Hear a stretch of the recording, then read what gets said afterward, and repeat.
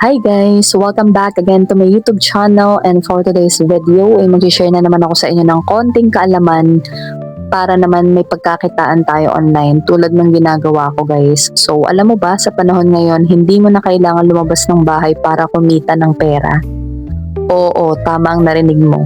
Basta may internet, konting oras at kahit basic skills lang, may paraan para kumita online. At kung naghahanap ka ng side hustle o gusto mong gawing full-time income, perfect itong topic natin.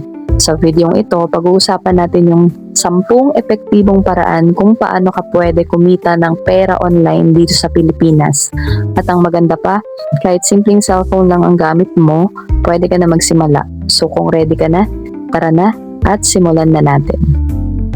Pinakauna sa listahan ko ay ang freelancing. Unang-una sa ating listahan, freelancing. Ito yung isa sa pinaka-popular at flexible na paraan para kumita online. Kung marunong ka magsulat, gumawa ng graphics, mag-edit ng videos, mag-manage ng social media, or kahit simpleng data entry lang, may kliyente para sa'yo. Platforms tulad ng Upwork, Fiverr at Online Jobs PH ay punong-puno ng opportunities.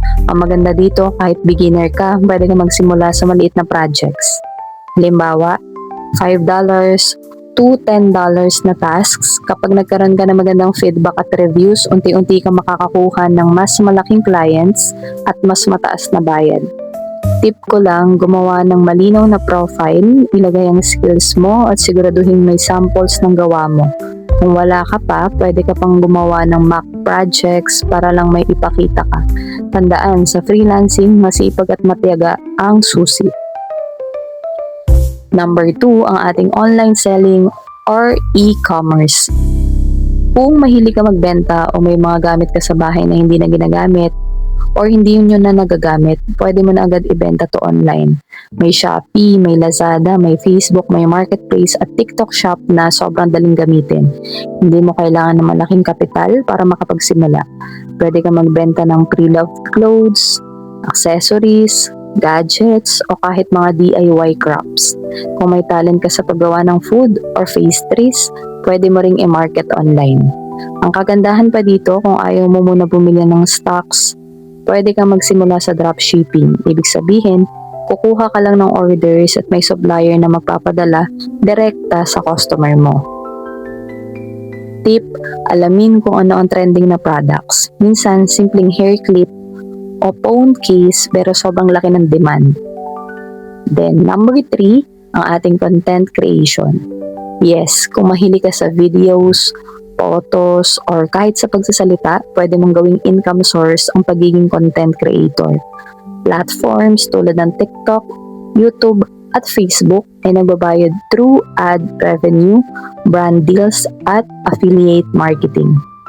Halimbawa, gumagawa ka ng short videos tungkol sa skincare, tech reviews, or daily life hacks. Kapag dumami ang followers mo, papasok ang opportunities. Maraming local creators nagsimula lang sa simpleng phone camera pero ngayon kumikita na ng libo-libo bawat buwan. Huwag ka matakot magsimula kahit walang professional equipment. Ang importante ay authenticity at value ng content mo. Number 4, ang ating online tutoring. Yeah, kung marunong ka sa English, math, science, or kahit music lessons, malaki ang demand sa online tutoring. Maraming estudyante, lalo na sa ibang bansa, na naghahanap ng tutors mula sa Pilipinas dahil kilala tayo na magaling sa English at patient magturo. Platforms tulad ng 51Talk, Rare Job, at Cambly ay nagbibigay ng chance para magturo online. Pwede kang mag-earn per hour or kung masipag ka, malaking dagdag kita ito. Kahit college student ka, basta maayos ang communication skills, pasok na pasok ka dito. And number 5, ang ating virtual assistant jobs. Ito na siguro ang isa sa pinaka-in-demand ngayon. Ang trabaho ng VA ay mag-assist sa mga business owners, pwedeng sa email management, social media posting, scheduling, o research. Maraming business owners abroad ang naghahanap ng Filipino VAs kasi hardworking at mahusay tayong mag-multitask. Ang range ng kita nasa $3 to $10 per hour. Depende sa skills at experience. Tip, mag-aral ng basic tools tulad ng Canva, Trello, Google Workspace at social media scheduling apps para mas mabilis kang ma-hire. Then number 6, affiliate marketing. Dito, kikita ka ng komisyon sa bawat sale na makukuha mo gamit ang link mo. Halimbawa, may nagustuhan kang product sa Shopee o Lazada. I-share mo yung affiliate link mo sa social media. Kapag may bumili, automatic may kita ka. Maganda ito kasi hindi mo na kailangan mag-stocks ng products. Hindi mo na rin kailangan mag-shift. Ang role mo lang ay i-promote. Perfect ito kung active ka sa TikTok, Facebook, kasi madaling kumalat ang mga post.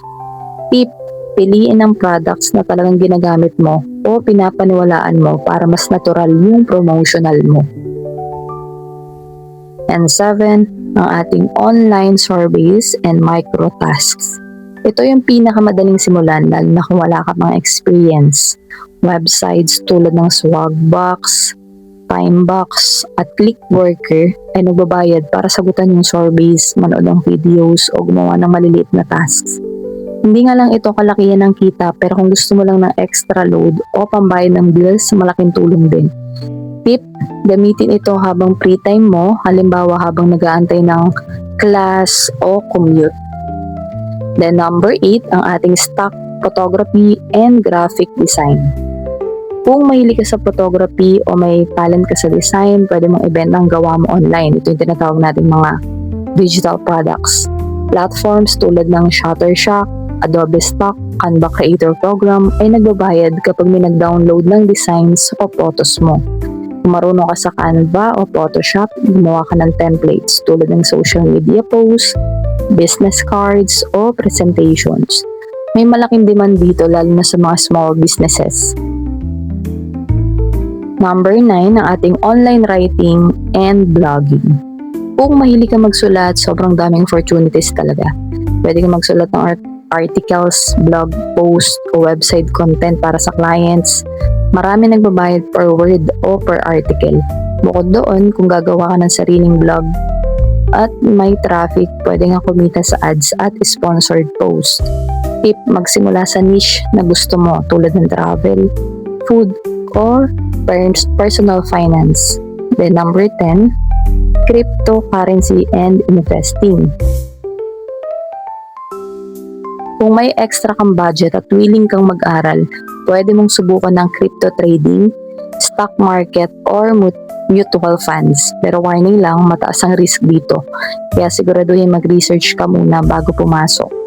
Maraming Pinoy ang kumikita sa trading pero marami rin ang nalulugi. Kaya ang susi, education at risk management. So, ayan na. Ito na yung 10 epektibong paraan para kumita ng pera online dito sa Pilipinas. Kung beginner ka, piliin mo yung isa or dalawa sa swak sa skills at oras mo. Hindi kailangan lahat sabay-sabay. Ang importante ay magsimula ka, maging consistent at matuto habang ginagawa mo. Sa panahon ngayon, talagang malaking blessing ang internet dahil binibigyan tayo ng chance na kumita kahit nasa bahay lang. Kung nagustuhan mo itong video na ito, huwag kalimutan mag-like at mag-subscribe para sa mga marami pang tips kung paano kumita online. Then maraming salamat sa panonood nyo at good luck sa inyong online journey.